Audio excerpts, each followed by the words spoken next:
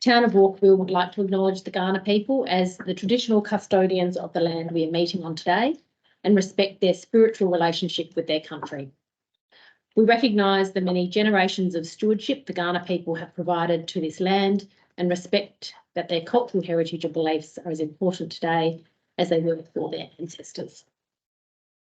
Present, we have all councillors other than Councillor Allinson, who is on a leave of absence.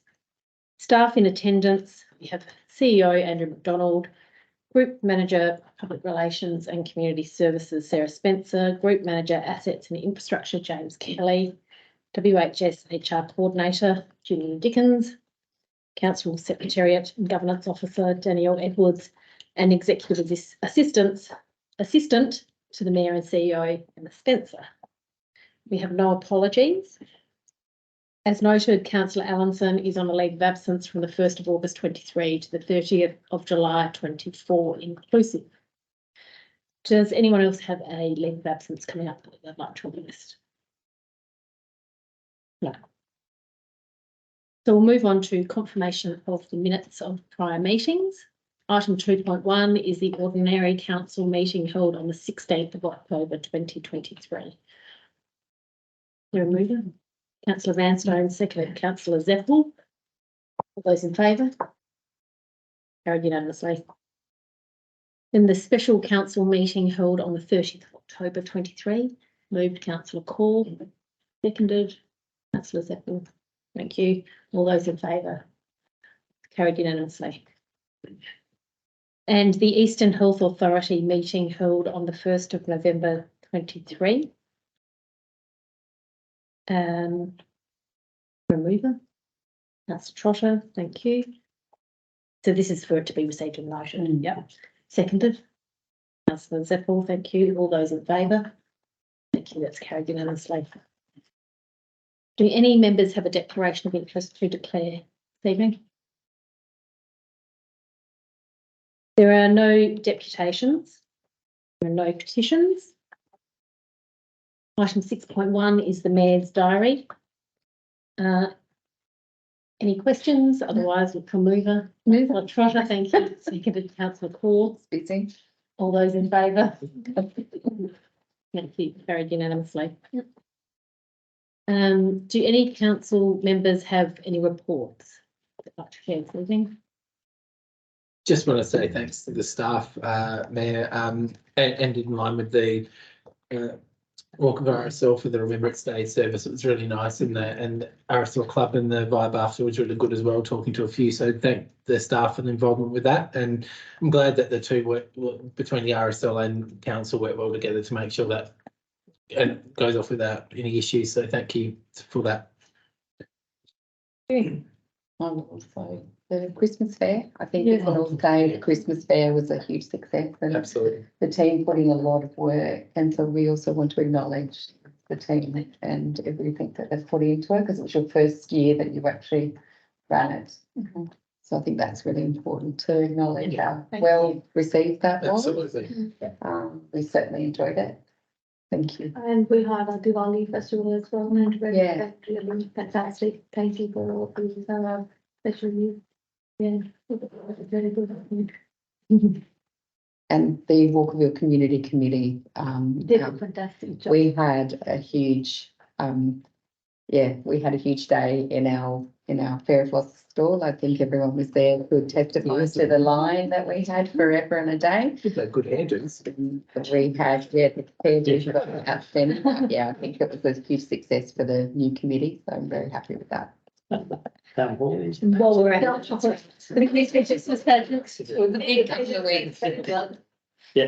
So also we brought back the mini pageant in the town hall this year, and I had a fair bit to do with setting up, but I was really impressed at how it actually came together, given we really didn't have much of a solid plan, and the community reaction that we've got from the people I've heard were just amazed that it's back. And there were some people who were involved in producing the floats in days gone by who came along as well. Connected to us, and so they were just absolutely stoked. So so that was really good, and we are going to do that again next year. It's about the only shortcoming I think is maybe some of the promotion stuff we could do about pointing people into it, but that's just learnings from this year. So it's not necessarily a criticism as such.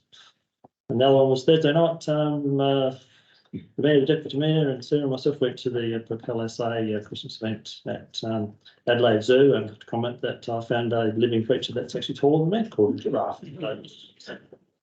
And you fed it. And I got to, my number was pulled out of a hat, and 10 of us got to actually feed the giraffe, and I managed to do it without getting licked or slobbered on, which is a reasonable achievement given a giraffe, but it was a good night. Hey, it's been a busy month. Been a Hats on the busy back all round. Yeah. So item 8, council members' subsidiary reports. Any?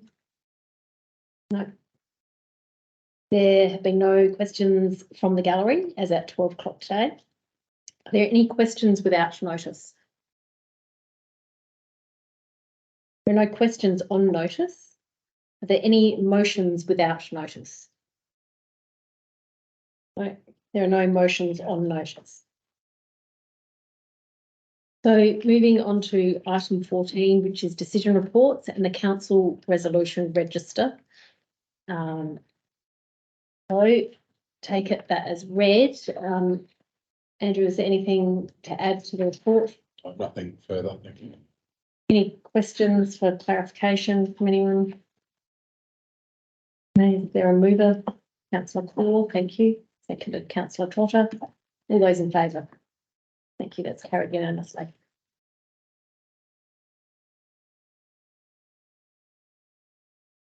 Okay, item 14.2 is delegations review. I know we've got Caroline in the gallery there in case there are any tricky questions.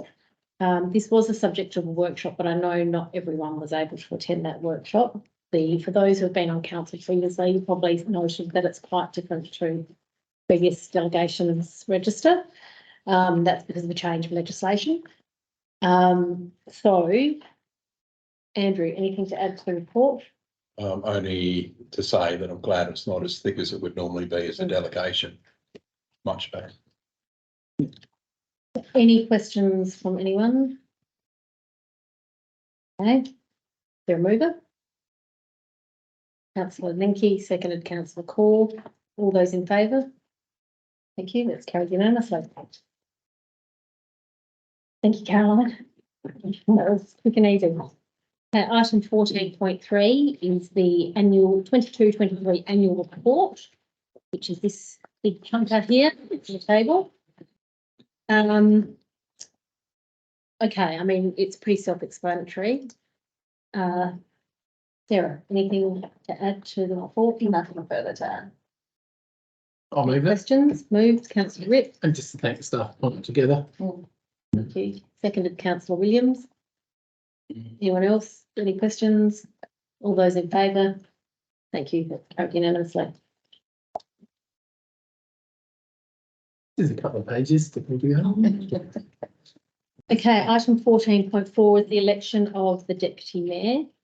So we'll just start with the first 3 aspects of this resolution, which is to appoint a deputy mayor, determine what the term is. So as we have done previously, the term has been 12 months. So that could be 12 months, or it could be whatever else the council decides.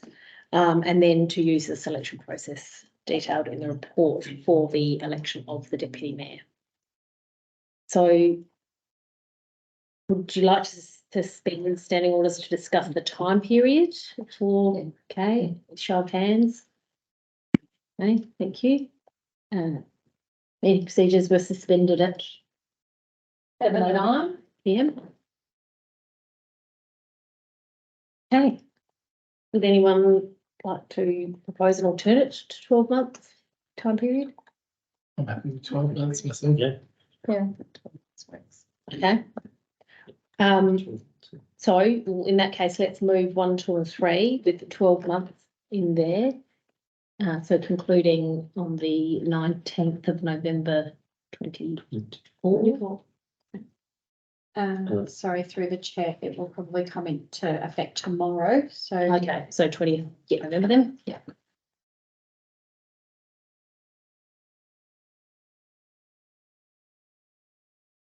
Okay, Yeah, can't wait concludes tomorrow.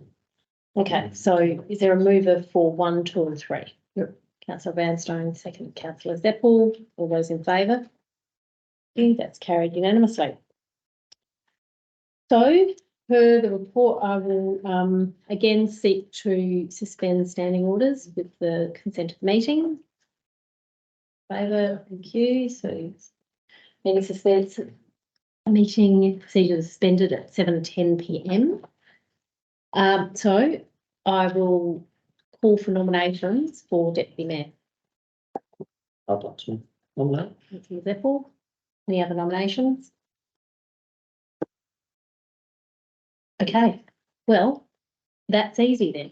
That won't be a ballot. And we'll put councillor Zeppel's name in the resolution.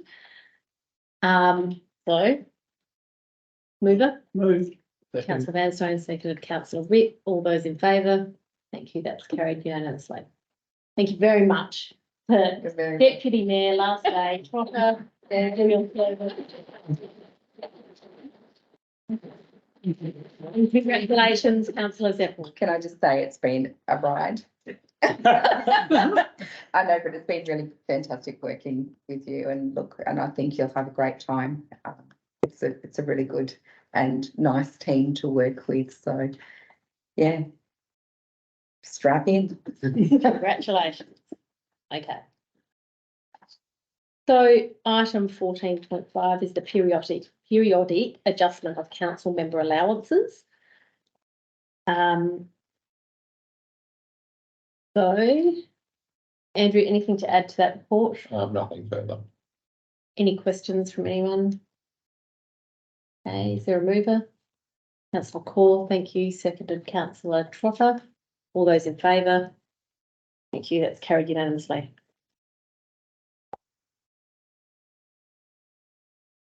Item 14.6, it's a report regarding the local government participation and election review, which has been released by the state government, calls for responses by, I think it's February next year. So the report is requesting council members to go and read it and then come back and to Andrew with any comments, and then that will be formulation into a report that will come back to council in January, I think. Any clarification questions from anyone? The mover. Councillor Rip, thank you. Seconded. Councillor Potter. All those in favour? Thank you. Carried. No. Item 14.7 is the prudential management policy be adopted by council. Andrew, anything to add to the report? Through the chair, probably just to say, this is a legislative policy that we must have, and we currently don't have one. The policy itself is has been developed through the LGA's model policies, so it's fairly standard for every council, I guess is what I'm saying. And it has a sort of a progressive approach in terms of what level of prudential reporting or due diligence reporting you may have to do. And that's essentially what it's all about. And the major projects will be great examples of where we would activate this policy through a prudential reporting process. Any clarification questions? Just one, given that we were supposed to have this and we don't, is there any retrospective problem in not having had one up until now? Through the chair, not that I'm aware of. Any other questions? No, I would just like to add, but I think it's great to have one. Gives a bit of direction for the bigger projects going forward. There's some question marks in the last council turnaround potential report when they were coming to chamber and, when they were going to be undertaken. So it's nice to have some clarification and, policy to sort of set that direction. So excellent. Thank you. Okay. Mover. Councillor Rick, seconded councillor Core. All those in favour? Thank you, that's carried unanimously. Item 14.8, the asset management plans, so which have been out to community consultation with one response. which hasn't led to any amendment to the plans. So these are the roads asset management plan, stormwater asset management plan, and the footpaths asset management plan. James, anything to add? Through the chair, just I guess an acknowledgement that this is the first step in our asset management journey and improving these plans, through this council term. We also have our buildings asset plan, open space and fleet management due by November 2024, which will be coming to the chamber in the new year. Thank you. Any other questions from anyone? Councillor Nenke. Thank you, and thank you, James and team for putting these together. Thank you, last time they came to council too. They're a great read. I think this is more for the CEO. I was only just thinking today that, I did have some questions. I went to audit around some of the spending on the sort of the condition indexes and based on consumption of depreciation amounts, etc. But I was just thinking about the process. Should we obviously went to audit? In the future, I was just hoping that we could have a workshop with council. Actually, should have done a workshop before I went to community consultation, because the documents have now been, any amendments to them would have to involve them going back to community consultation, I assume. So probably just thinking maybe in the future, do we just try and smarten that up a bit? Because I probably did have some questions now that I'm thinking about it. Yeah, so I just wondering what your thoughts. Sorry, I didn't mean to put you on the spot. I actually just thought about it in the car when I was driving and thought, I might take a bit of responsibility in that too. I should have probably thought about that earlier. So Yeah, no, that's fine. Thank you for the question. Through the chair, I think that the bottom line is this organisation is on a journey, and we've got a fair way to go to ensure that our asset management plans to become mature. And every year, council's going to have to look at these and adjust and amend and align it with our parent strategy, with a long-term financial plan. There's a fair way to go. I acknowledge the question around, or the suggestion around workshopping. As we move forward, that's exactly what we'll be doing, whether it be our parent strategy, whether it be our asset management plans, whether it be our long-term financial plan. We'll always be workshopping those and making sure council members are comfortable before we go to any next step. But we're certainly on a journey. I think this is a really good start. But gee, we've got a long way to go. We've got some great people around the room to ensure that we get there, and include council members as well as staff in that. But I'm really looking forward to the journey that we'll all take together to get our ducks in a row. So, sorry, more questions. Sorry. So as James just mentioned, that we'll be doing buildings and parks again, what, next year was it, or? Yeah, so hopefully through the chair, sorry, before the November deadline for our strategies and plans. But yeah, the plan with those asset plans will be to workshop those. They'll be smaller in nature as far as there are smaller asset stock compared to the three tabled tonight. However, the roads, footpaths, stormwater, really, all the asset plans should be coming out, around budget planning time and reviewing as part of, what service levels we wish to establish, each financial year. Yeah, thank you for that, because that's exactly where I was leading earlier. And the reason I didn't ask for buildings and parks, my original motion was purely for that reason. Yeah. We've got one or two buildings. It's probably wanted to focus on getting the core, the main infrastructure up first. But so just, I suppose, I just want a general discussion now for the rest of the elected members to think about going forward is about, what service levels do we want to set? I mean, I'm looking at our parks at the moment. The average condition came back as 2.52, which is a little bit more than some, in the median, so a bit worse than satisfactory, I suppose. Depreciation was 540,000, so they're consuming based on age around that amount per year, but at the same time we're only going to put $200,000 in per year. So if we want our footpaths to improve, then maybe we need to support staff to have a look at, what do we want to set for our footpaths The roads on the absolute flip side of that have come in at a condition of 1.98, so they've come in really good. And we're going to spend on average 750,000 on renewal on them.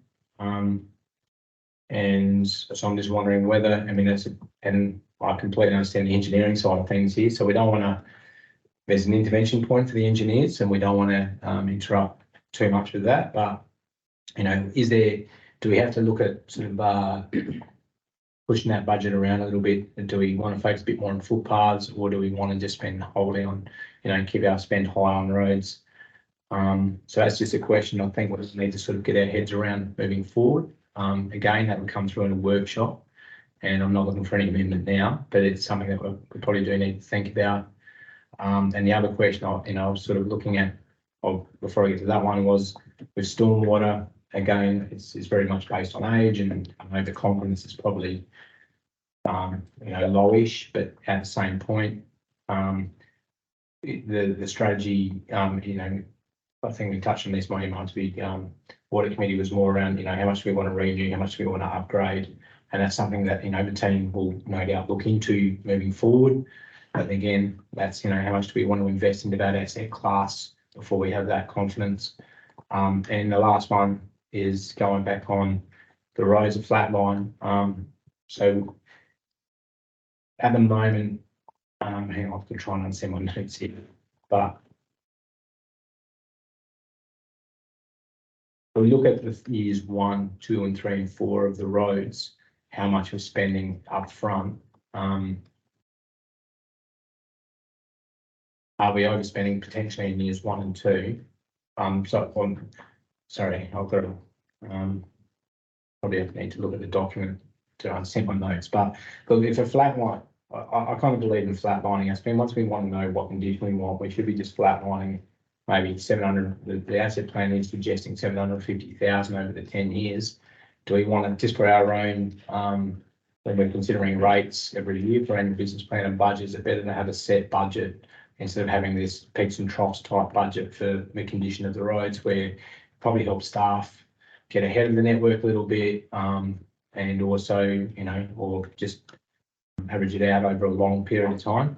And, because this means that, I've got it here, that we may spend over in years 1 and 2, but we won't have a 400,000 increase in years 3. So when we hit year 3, we're going to be asking, do we want to increase our budget by 400,000 from the previous year? And that's a fair bit for this council. It might be better just to increase every year and flatline that across the 10 years. CEO, do you look curious? Yeah, through the chair, I'm just mindful that we are in council meeting procedures. Yeah. And I want to be respectful, but I think your points are really, really valid. But as I said before, the maturity of our plans needs to happen. Council members need to be involved, and you will be involved every single year. Even though the asset plan says X, Y, Z in terms of the annual allocation, council members are in complete control in terms of what that might look like. And the asset plans are there to sort of steer us forward. The key issue we have at the moment is that our long-term financial plan has previously driven the numbers in our asset management plans, which is the wrong way around. The asset management plans through conditions ratings and targets should be informing what the long-term financial plan requires in terms of dollars. And that's at maturity. So the plans that you see now have been driven by the long-term plan, which is incorrect. But as we move forward over the coming years, we'll slowly shift that and ensure that the right plans are driving the right plans. So that's our key issue at the moment. And that's that maturity piece that I referred to earlier on, that we have to take the journey. You can't fast track it. You've got to take the journey and finesse and adapt and improve and ensure all of our strategic plans are talking to one another in the appropriate way. So sorry, so and again, it's not really the forum, but it's I suppose what I was conscious of is the asset renewal funding ratio, because it's driven from the budget in the plan. That if we, I don't want to be adjusting that at quarter budget review to the annual business plan and budget. I think we just need to be conscious of that. Through the chair, I'm happy to answer that question, if that's okay. The issue we have at the moment is with the draft long-term financial plan that we've been working on and done a lot of work in that space.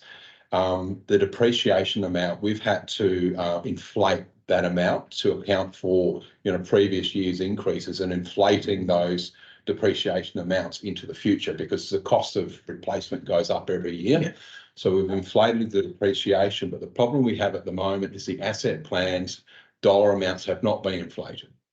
Yeah. So if we run that ratio at the moment, we will see in 26, 27 a asset sustainability ratio of about 217%, and which is not correct. It's just that our depreciation has gone up through that inflation, but our asset plan dollar amount has not kept pace with that because they haven't been adjusted as Yeah, yet. it's present value. Yeah, exactly. So we have to get those numbers correct before the asset sustainability ratio even makes sense. You will find when I workshop tomorrow, when I present to you some of the ratios, I've excluded the asset renewal ratio because I know it's completely out of kilter. It's not going to be of any value, but I'll talk about that a little bit more at our workshop. But yeah, there's a lot of work for us to do, but we're definitely heading in the right direction. Yeah, and absolutely. So I don't want to be, I'm a huge supporter of everything that James and team has done. So please don't take that as a negative. You've done an excellent job, and I think the plans are really well written, concise, easy to read, and I think easy to work through. So thank you guys. Upwards and onwards. Thank you. Are you moving this motion? Absolutely. 2 hands. I'll second it. Councillor Trotter. Would anyone else like to speak for the motion or against? Councillor Ritz? So you seconded it. Is it great? First of all, I just want to thank the team for getting this to us and getting it to this point. I too really going to be keen to look at service levels to actually really get a deeper understanding of what we're over servicing, what we're servicing right, what we're under servicing, because it goes to that point, about the budgeting and what you've touched on, Councillor Nenke, about that if we're over servicing a lot, I'm not saying we are, but if we are finding that we're over servicing the roads, but we're under servicing footpaths or whatever, we need to get that stuff right and moving forward, definitely. The other one I want to look at, which quite often doesn't come up because a lot of councils look at asset management plans as roads, stormwater, footpaths, totally get that. But trees is also under, quite often under reported. And we spend a lot of money each year on trees, whether we're planting new trees, whether we're responding to people's maintenance requests, whether have we actually got done a body of work to look at sort of, I guess, trees, whether you value trees as an asset or not, but do we have an understanding, I guess, of the amount of money we're pumping into trees? And like if we went out tomorrow, do we actually know what trees in our area actually need maintenance now before limbs drop? Do we actually know where we need to plant new trees? Where we've planted new trees, have we actually got them checked regularly that they're actually performing? I just want to get some understanding around that because that's a huge cost as well. Through the chair, so every 4 years we get all our trees independently audited by an arborist. That happened earlier this year, I believe. And we also have a tree asset database called Forestry, where all our works, tree valuations, etc., are documented through that program.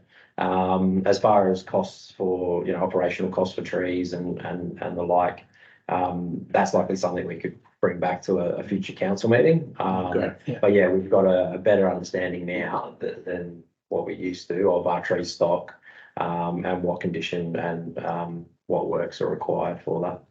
All right, okay, thank you. Because that's an important one, I think, as well to add to that. But thanks, and this would be a great start. Anyone else like to speak for or against? All those in favour? Okay, that's carried unanimously.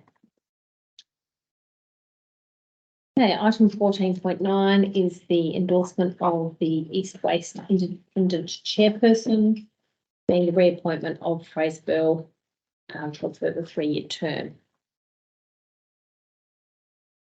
Andrew, anything to add to the report? Nothing further to add, thank you. Any questions for clarification for anyone? Is there a mover? Councillor Nenke, thank you. Seconded Councillor Corr. All those in favour? Thank you, that's carried unanimously.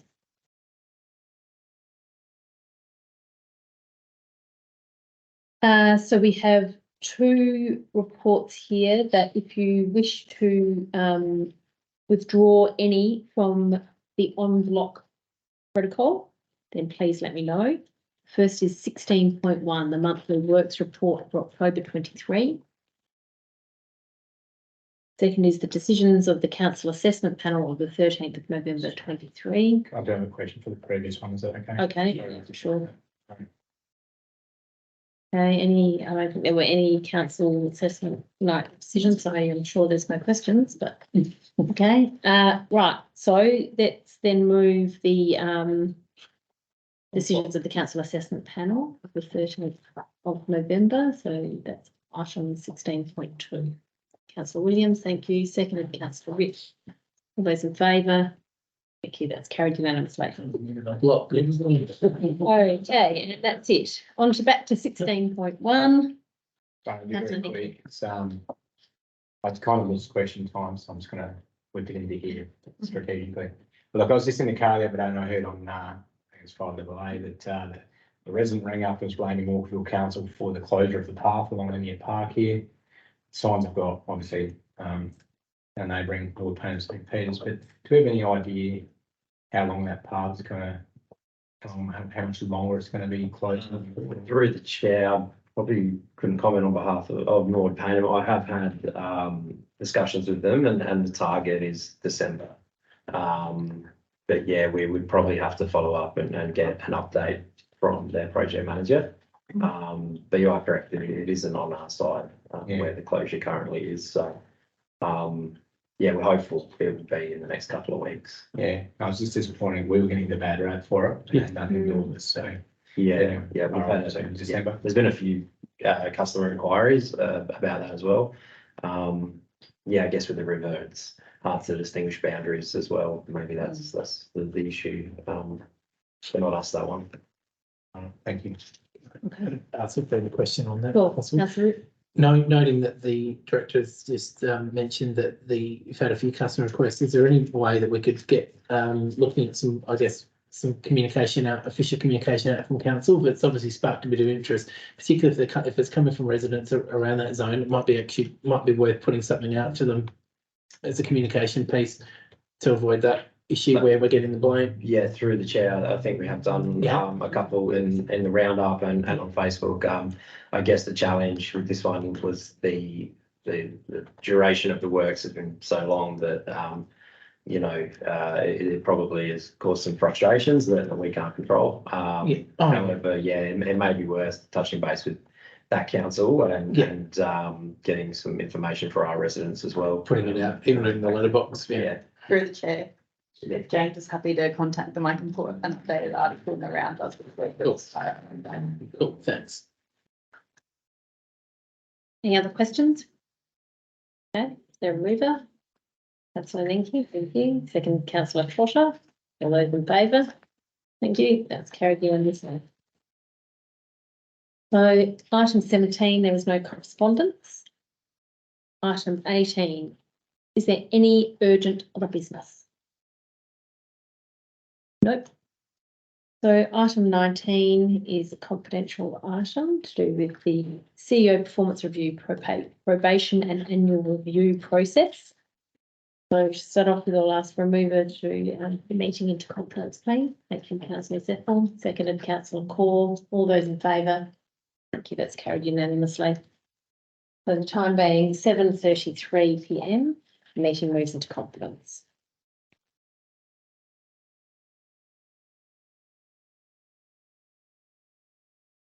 So the time being 7:37 PM, the meeting moved out of confidence. And the time still being 7:37 PM, I declare the meeting closed. Right.